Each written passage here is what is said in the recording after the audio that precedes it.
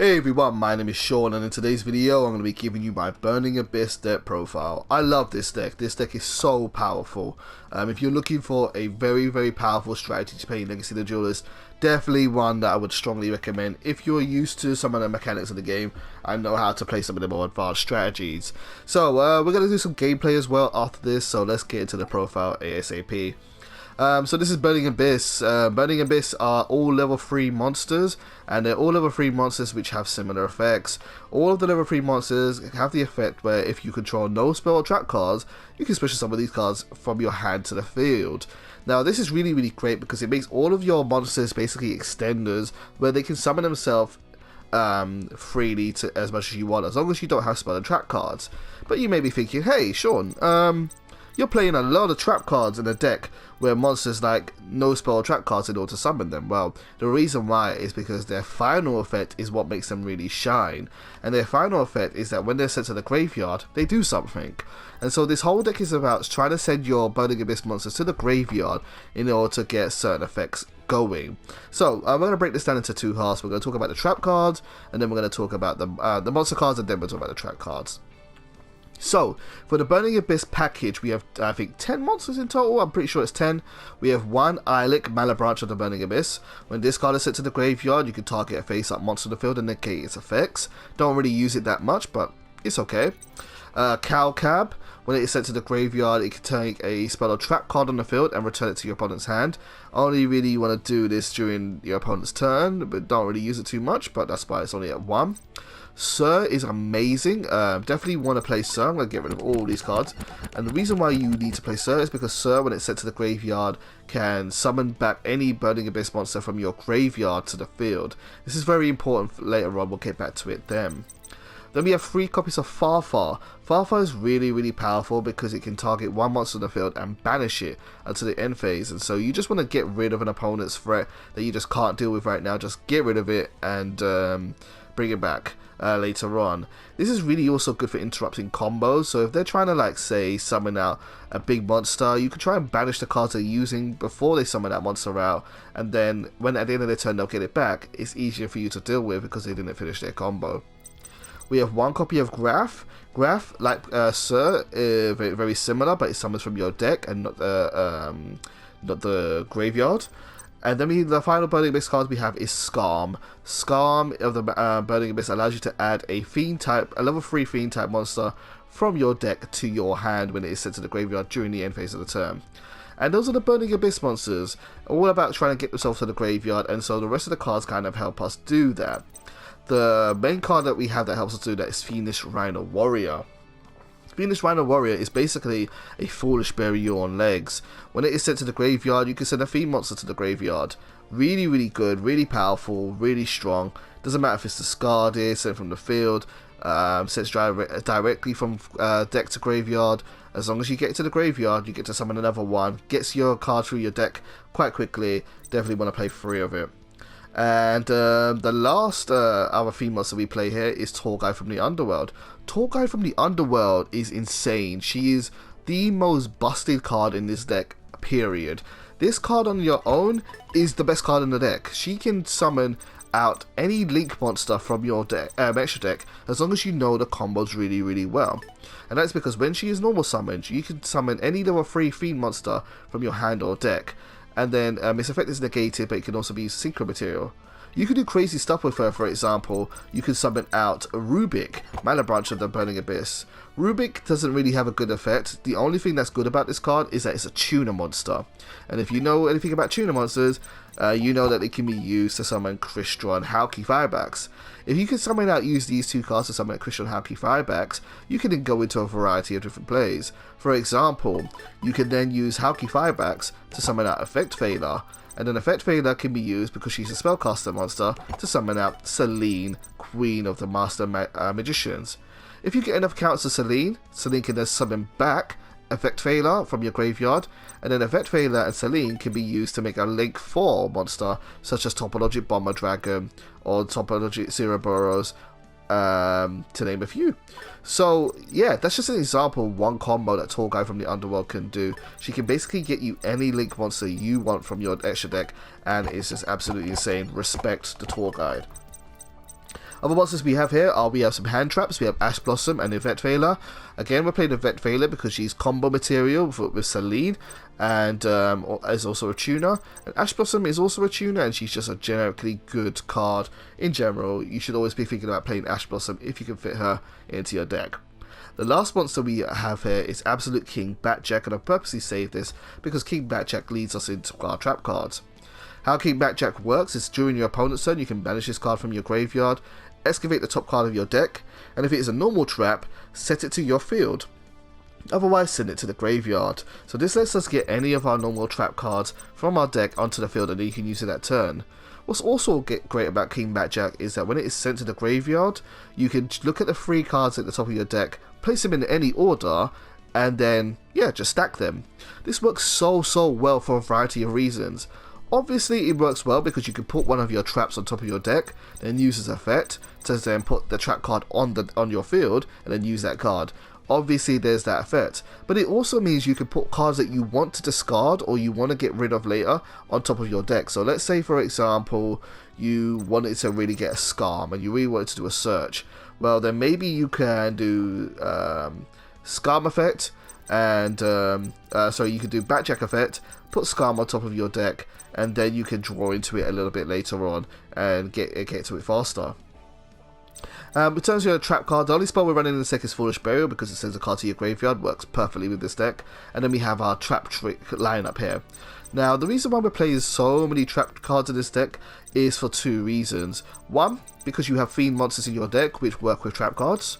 2, you have an amazing trap card called Fiend Griefing, which allows you to take 1 monster card from your opponent's graveyard, shuffle it into the deck, and then you can send a Fiend type monster from your deck to your graveyard. So this is basically a trap version of Foolish Burial for your own deck, and you can send any one of your Fiend monsters. You could, for example, do Fiend Griefing, send Rhino Warrior, then Rhino Warrior can send Graph, then Graph can summon another one, and it just keeps on going from there. The other reason why we play so many trap cards in this deck is because of the card Trap Trick. Trap Trick is an amazing card, and if you don't know how it works, here's how it works.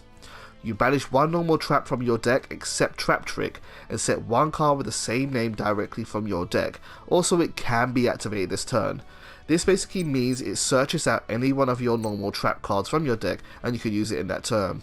So if you want to get certain cards to the graveyard, get your Fiend Griefing, banish 1, and then you can use it that turn. You want to destroy all monsters on the field? Torrential Tribute.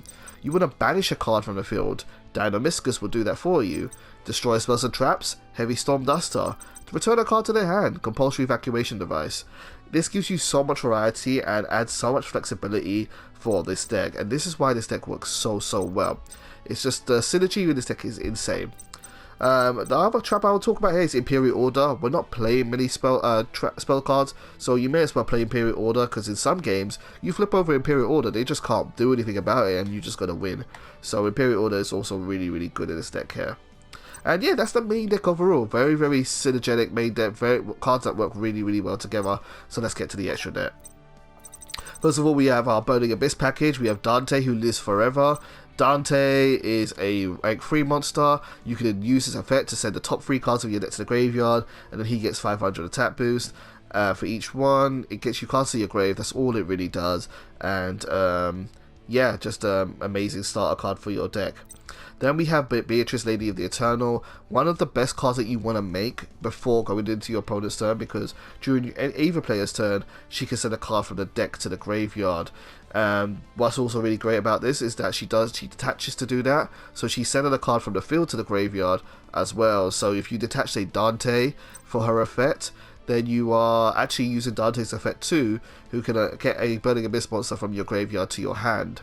I also mentioned earlier why Sir is so important. Sir and Dante together form the Sir Dante loop. Sir Dante. When Sir goes to the graveyard, you can summon back Dante. When Dante goes to the graveyard, you can add back Sir. Sir to the Dante, Dante to the Sir. It just keeps on going on and on. It can be interrupted, of course, and your opponent can like banish one of these two to stop you doing it. But between these 2 cards, you should always have a card that you can summon and a card that you can add to your hand, and then use that later on as a discard fodder. So that is really important to keep in mind.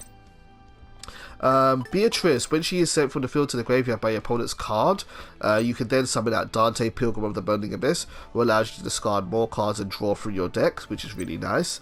And then finally, into our Link monsters, we have Cherubini, Ebon of the Burning Abyss, which is a new monster that takes 2 level 3s, and during your opponent's during your turn, you can send a level 3 monster from your deck to the graveyard and target a Burning Abyss monster, give it a tap boost. It sends you more cards from your deck to your graveyard. That's really all it's there for. The other bonus by this is that one thing I didn't mention earlier is that all Burning Abyss monsters have the downside effect. If you control a monster that is not a Burning Abyss monster, destroy this card. So they automatically commit suicide. Cherubini makes it so that any card that is pointed to cannot be destroyed by card effects. So if you want to keep your monsters on the board for some reason, then you can point it to Cherubini, and then Cherubini will say, yo, that's fine, you're safe, while you're next to me.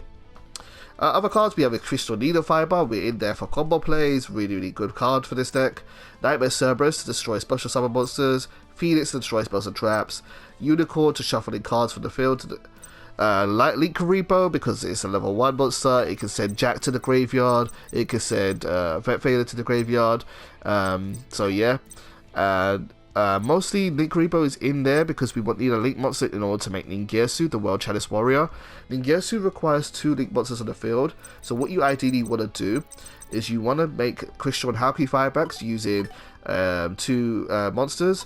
Then you want to summon a Vet Failure, and then you use a Vet Failure, turn that into Link Karibo, and then you have your 2 Link monsters to summon out Ningirsu. And the reason why you want to summon Ningirsu is because this deck struggles with only one thing. It struggles to deal with monsters that cannot be targeted or destroyed by card effects. So Ningirsu is your out for that, or one of them for that.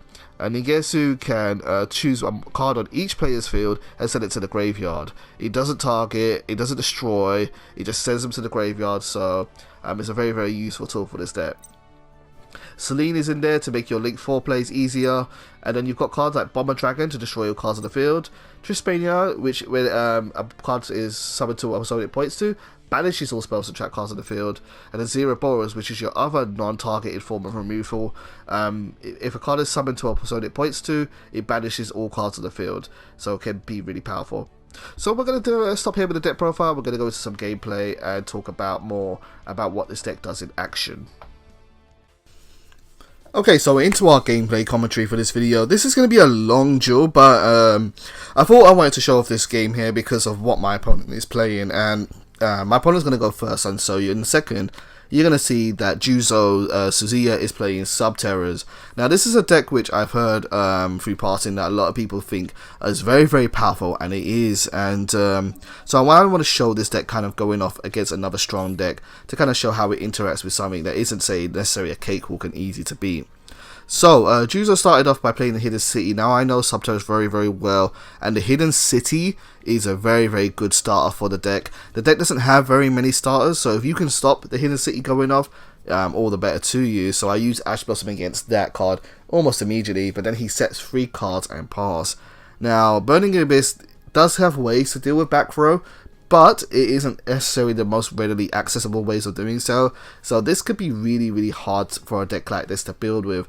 This deck definitely likes to go first rather than go second, but that doesn't mean we don't have options for going second as well. So I'm just taking my time. I'm trying to consider what is the best play forward. Fiend Griefing will be great for follow-up plays.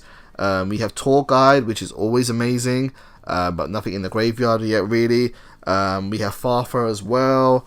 And so we're going to start by playing Farfa. I feel like I'm not going to use Farfa's banish effect this turn, or it's not really going to get me that much.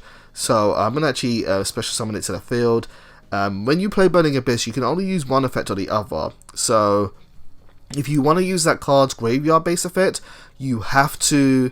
you can't special summon them in that turn, and vice versa. If you special summon with that monster, you can't use their graveyard base effect that turn. So we start off by summoning a Farfa, pass to Juzo, and Juzo is thinking about what to do and responds with Floodgate Trap Hole. This hurts. this really sucks. Because my monster's being flipped face down, not only is it being flipped face down, Floodgate Trap Hole makes it so you cannot, your opponent I cannot actually flip that monster back up without using a monster effect. So that means I can't use it to make a rank play, I can't use it to link summon. That's really unfortunate. So I now need to get I need to get 2 monsters on the field, and so the only card I can really do that is to summon a tall guy from the underworld. I wanted to save it, but unfortunately I can't. So now I summon Tall Guide, and he responds again with Floodgate Trap Hole, which means again I'm not going to have 2 monsters on the field which I can either link summon or go into a rank 3 play and summon my Dante out. So I've got to really be careful here about what I summon. What's also disadvantageous as well is face down cards are not Burning Abyss cards. So whatever I summon will commit suicide. Actually it won't, because Tall Guide will negate it. So whatever comes out negated anyway. But still, you got to be careful nonetheless. And I decided to go for Fiendish Rhino Warrior, because in this point I'm not actually going to be able to do any of the plays that I really want to do. And so Rhino Warrior, at the very least, when it goes to the graveyard, is going to activate something. Now those face down cards I'm going to have to be careful with, because he has Nemesis Archer on the field. Subterra Nemesis Archer has an effect where when she attacks a face down card, she can shuffle it back from the field into the deck. So I'm not actually going to get to use these cards. They're going to go back in my deck very shortly if I don't stop Nemesis Archer, which isn't necessarily too bad, but ideally I want my cards to go to the graveyard. He then goes for Raigeki, which I was a little bit surprised about. Going for all that effort of flipping my cards face down and then only just to destroy them. Maybe he thought I have too many cards to deal with, or maybe he just felt that at this point in time using Raigeki would be beneficial. But it isn't really, because Raigeki, all my cards have graveyard based effects, and so I'm going to trigger them, I'm going to activate them. Now, this is really one thing I don't like about Link Evolution and Legacy of the Duelist, is that I can't use my cards to do what's called chain blocking. And what that means is that cards that activate in the graveyard all activate at the same time. However, I didn't get to choose which order they go into. And because of that, he got to negate my Fiendish Rhino Warrior, because that's the one the game decided to activate last. If I had the option to, I would have activated it first and then done Father Effect. So his Subterra Fiendish would have negated that one instead. But it is what it is. It's the game we play, and it's what we have to deal with. So if you didn't catch that, Subterra Fiendish, he discarded it to negate my my Rhino Warrior effect. But that's okay. I still have a card in my hand, and it's called I still had Fiend Griefin on the field. So I shuffled back in his Subterra Fiendish to send a card to my graveyard. I sent a Scarm to the graveyard so that I can then add another copy of Tour Guide from my deck to my hand. And that's really great, because Tour Guide is amazing. I said it in my deck profile. This card is the best card in the deck, period. She can make anything you want to, any link monster you want to, within reason, whether it's a link 3, a link 2, a link 4, even maybe in some cases probably a link 5. She can just do it all as a one card starter. Now, considering what my opponent has, we're going to go for ideally some board breaking cards. I think Nightmare Phoenix would be really useful here. Nightmare Unicorn would be really good here. So we have a variety of options here, but I think some link summons would actually be really good. Now, one thing while we're here and I'm just being indecisive and deciding what to summon out, here comes Nightmare Unicorn, is I want you to pay attention to the amount of resources that I have compared to my opponent. We both started with 5 cards, but I now still have 5 cards, and he doesn't. He's got 2 cards left, and he's in a very unfavourable position. That's why Burning Abyss works so well, why this deck works so well, is that I can constantly do what is called trading. I can constantly trade with my opponent and continue to gain more resources for my efforts. If you don't understand what trading is, well, it's like real life trading. If I give you, if I trade something with you, ideally you want it to be of equal amount. Well, I'm trading with my opponent, I'm actually gaining more cards later, and he's losing his cards and not getting any additional resources. And that's the big weakness of Subterra decks, is that they don't generate a lot of resources quite easily. They can do, but they not in a very easy way. So, in this turn, I activate Nightmare Phoenix. Nightmare Phoenix is going to get rid of the Hidden City, And I'm going to send Rhino Warrior to the graveyard when I elite summon. And so Rhino Warrior has now sent Absolute Backjack, King Backjack to my graveyard.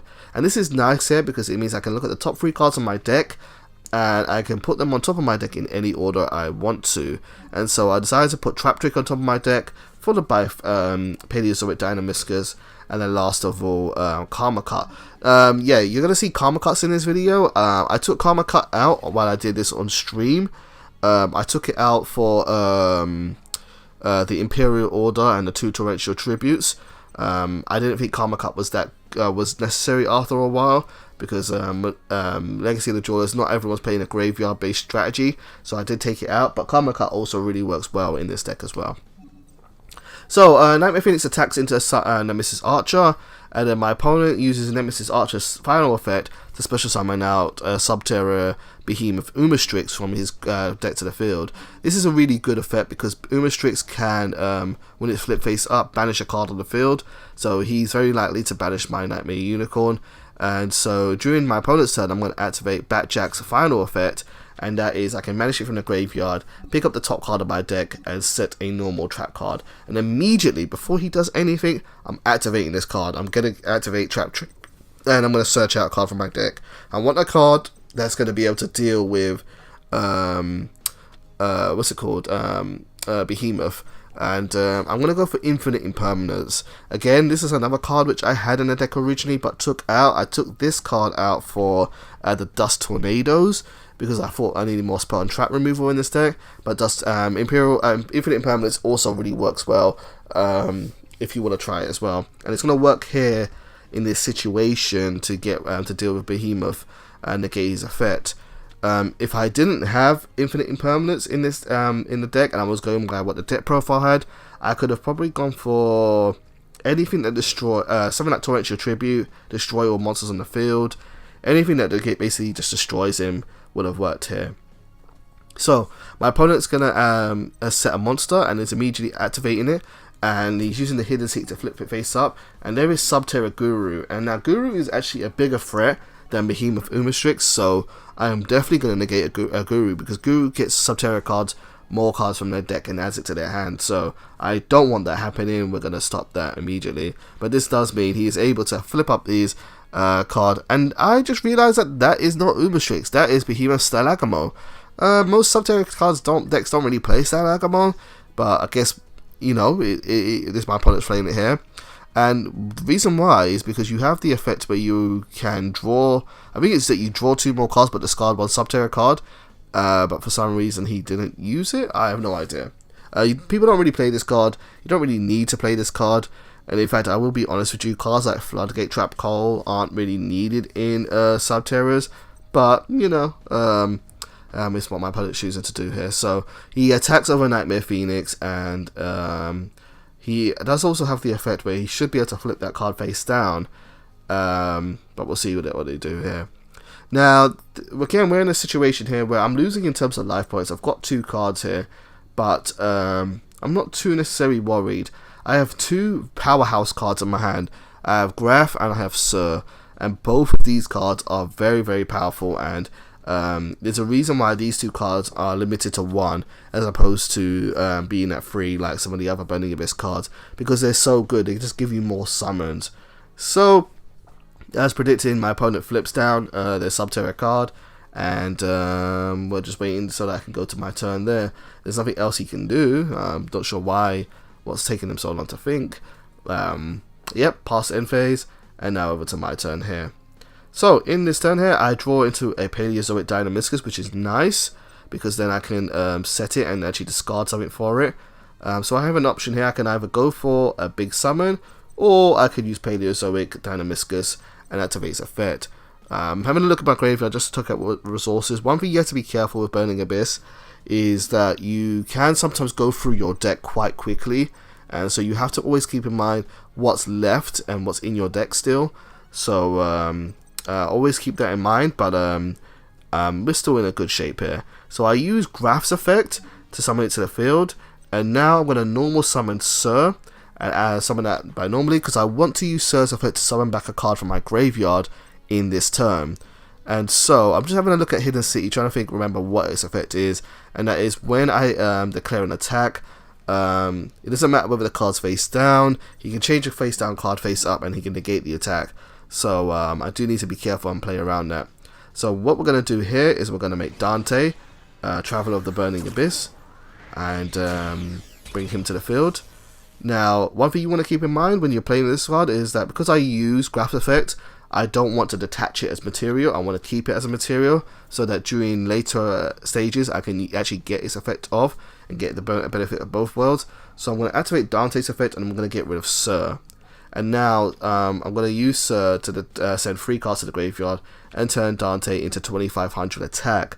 Sir is now going to activate, and while it's in the graveyard, it's going to be able to summon 1 Burning Abyss monster, and the only cards I can choose from are either Skarm or Farfar. Both are pretty good. It's kind of difficult to decide because Farfar, I could get rid of the face down card maybe, and then attack into the Guru, but in order to get rid of Farfar or get his effect off, I would have to maybe link away Dante, and so we'll go through that. And I just actually discarded a Farfar, so we're going to get that anyway. So I'm going to go for Skarm instead, and Skarm is going to come to the field, and that way we're now going to go to battle phase and get rid of Subterra Guru. So again, this is just another example of how we can recur resources so easily with this deck. I a moment ago had my opponent had 3 cards, I had 2. I now have 3 cards, he has 1.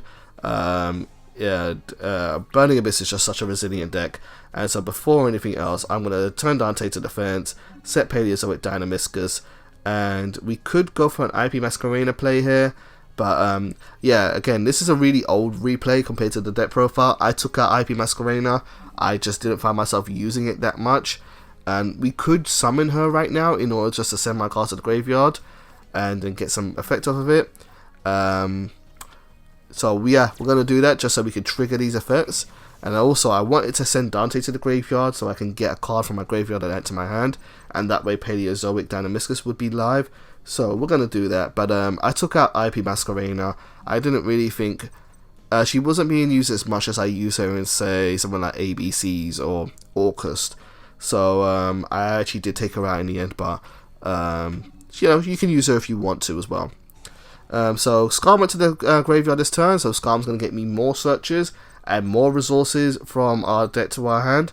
And at this point, we're thinking about what do I want to trigger the effect of by discarding, and I'm trying to think about what my opponent has. And there isn't really an effect which I really care about, because I've got Dynamiscus. I'm going to be able to banish anything he puts face up. Otherwise, it's just going to be face down cards, because the deck plays so many face down spells and trap cards, and yeah, there isn't really a Burning Abyss monster for face down cards except for Calcab, and yeah, so I just decided to go for Barber instead. So he gets back his Behemoth, Stalagamo. He's actually going to use it now, so he gets to activate it. He has to discard a Subterra monster, and he's going to get to draw 2 cards. Well, he didn't actually activate it, no, he just flipped it. Okay, I guess not. This is why you don't use this card that much, because you don't really play that many Subterra cards, you play a lot of Floodgates. And so my opponent's going to attempt to go to the battle phase, but before he does, I'm going to use, or I'm going to think about using Dynamiscus, but it looks like I'm actually going to decide against it. He's going to attack into IP Masquerena, let the attack go first, and then, yeah, we're going to activate Paleozoic Dynamiscus. And for our efforts here, we are actually, I know exactly what we can do here. We're going to actually discard Sir, I think. Yeah, pretty much sure we're going to discard Sir. And we're going to banish his Behemoth there. And now that Sir's been discarded, we're going to be able to activate its effect, and we're going to go for Dante. And remember in the deck profile I told you about the Dante Sir loop? Dante into Sir, Sir into Dante, Dante to Sir, Sir to Dante. That's what I'm using here. We're using the loop because I want to have a material to discard, and I don't want to lose the number of cards I have. And if I decide for some reason to use Dante as a link material, I'm going to get back Sir later on. So this is really, really beneficial for us. And we've actually really kind of set ourselves up quite nicely in this situation for our next turn. I'm pretty sure I know what I'm going to be doing next. So, yeah, we'll start it off. During the main phase 2, we are actually going to link summon, and we're going to make either Nightmare Unicorn or we can make Topologic Bomber Trispania.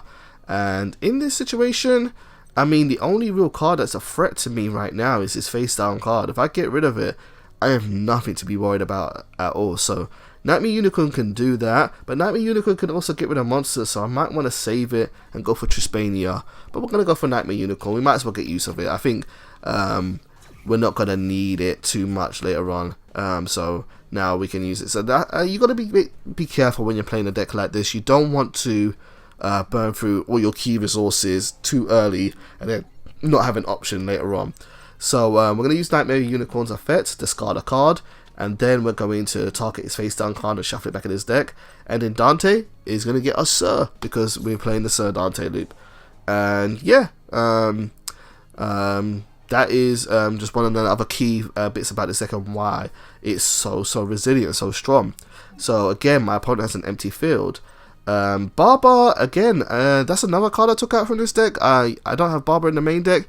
It did come up in my testing when there was one situation where I did really wish I had Barber, because I could have done Barber effect in order to burn my opponent, because he does 300 damage for... He banishes up to 3 Burning Abyss cards in my graveyard, and then he burns the opponent for 300 for each. And there was one situation where that came up, but most of the time he doesn't. So I did take him out because I just didn't think I was getting much out of his effect, but he is a really cool card. If I had space, and there isn't a lot of space in the main deck, I think the main deck is pretty on point, then I would definitely add it to it. So right now I'm trying to think about how can I make sure I just secure this win. How can I make sure that he has no chance of coming back, because he's done really well. We're been very back and forth, and he's still on 7k. We're both still on 7k life points, but I want to put him in a point where I'm just like, okay, I have control of the board now. I'm going to remain to have control of the board here. There's nothing you can do to stop me. And there are two options. Either I can summon Topologic Zeroboros, or I can summon Topologic Bomber Dragon. And it's really hard sometimes to choose between the two. Zeroboros can banish all cards in the field and then summon itself back, whereas Bomber Dragon can destroy all monsters in the main monster zone. I chose to go for Bomber Dragon because Bomber Dragon, I can pretty much feel like I can definitely get a use out of this more than once, as opposed to Zeroboros. Zeroboros is pretty much a one-time thing. Once you've used it once, you're ideally not going to get it back, but you usually kind of win when you do. So we attack directly, Bomber Dragon, do 3000 damage, and my opponent draws into a card here, and we'll see what they get. But I'm going to use this as an opportunity to kind of show you guys why cards like Bomber Dragon and Zeroboros work really well. So if you don't know what it does, Topologic Bomber Dragon says when a card is special summoned to a zone it points to, it destroys all cards in the main monster zone. So we can destroy all cards on the field every turn as long as we special summon a card to it. Now the way we're going to make this work is we're going to summon out our Sir, and Sir is a normal summon. It's not going to trigger Bomber Dragon's effect, but it will trigger Sir's effect to destroy itself, because Bomber Dragon is not a Burning Abyss card. And then we're going to do our little loop. We're going to destroy our Sir. Let's get the Dante. And Dante is definitely going to be special summoned, and we're going to summon it to a zone that Bomber Dragon points to. Bomber Dragon is then going to trigger, and he is going to wipe the whole field clean, and that's going to leave us with a wide open field. We didn't have to do that, to be honest with you. I could have attacked, but I just wanted to demonstrate to you the kind of synergy and options in a deck like this. And yeah, after all that, we get the Sir back. I've lost no cards for doing so. Just another reason why this deck is so powerful to play. Then finally, we have Foolish Burial. I kind of want to end the game at this point here. We're almost there, down to the line. So we're going to send a card to the graveyard. We don't have a lot of options left. So I'm going to send Scarm and maybe add more cards. And then we're going to pass an attack directly. And we are getting towards the end of the video here, guys. So I'm going to start to do the outro here. But yeah, I hope you guys have enjoyed this deck profile. The next turn, I'll tell you now, Juzo's not going to really be able to make a comeback. We've got full control of this board. Scarber's going to add another card from our deck to our hand. So we'll probably get a Farfar, maybe even a Calcab. Yeah, whatever we really want. I probably would have best to go Calcab so that we could get rid of a back row card in case he draws some kind of spell and trap. But honestly, we're in such a dominating position here. Subterrors just really don't have the ability to kind of like gather so many resources back ASAP. But yeah, we are coming to the end of this video here. So guys, thank you very much for tuning in as always. I've recently did a poll to ask people what type of videos they want more, and people said they want more deck profiles. Definitely more deck profiles and is Second King gameplay. So I'm trying to do this kind of deck profile gameplay style. I know this video was long, 35 minutes is way longer than I would normally go for, but let me know what you think about it. If I see in the metrics people don't really watch it, then I won't do videos like this, and I'll try to keep them shorter. But if you have enjoyed this, do let me know. Feedback is very important, and I do really appreciate it. So we are going to do the little Dante Sir loop again. Sir, destroy itself, make Dante. Dante's going to come back to the field. Bomber's going to blow it up. Bye face down card, and then we're going to attack the game. But thank you guys for watching as always. I'll see you soon. Take care.